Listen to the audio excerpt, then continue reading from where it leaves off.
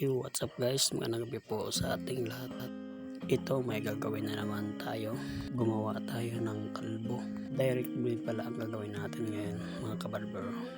Hindi ko na ginagamitan ng detailer para direct. Kailangan pag naka-direct tayo mga kabarber ay magaan ang ating kamay at walang kaba. Pag nakabahan tayo mga kabarber ay posibleng masugatan ng ating client. Kailangan magaan ang ating kamay. Shoutout nga pala sa ating client Gang Gomez.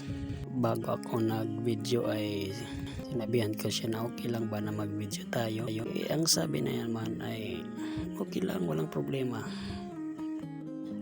Support naman siya.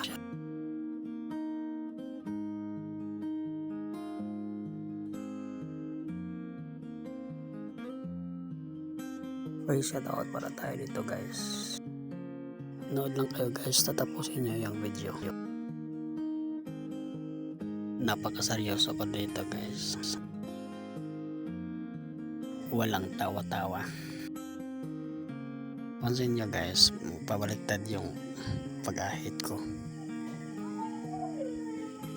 Pag matalas yung blade natin guys ay pwede tayo pabaliktad ng pag-ahit. Pero pag hindi, palitan nyo na.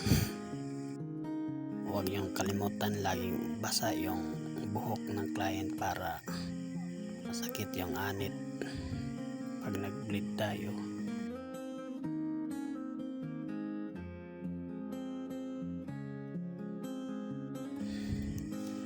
Ngayon, babasahin na naman natin at review tayo.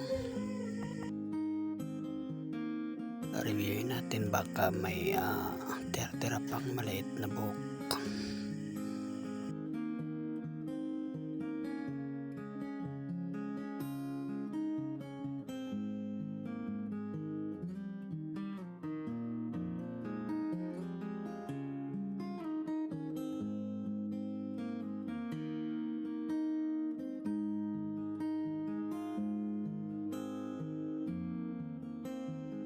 Dito lang tayo guys, hanggang sa uli. Thank you for watching.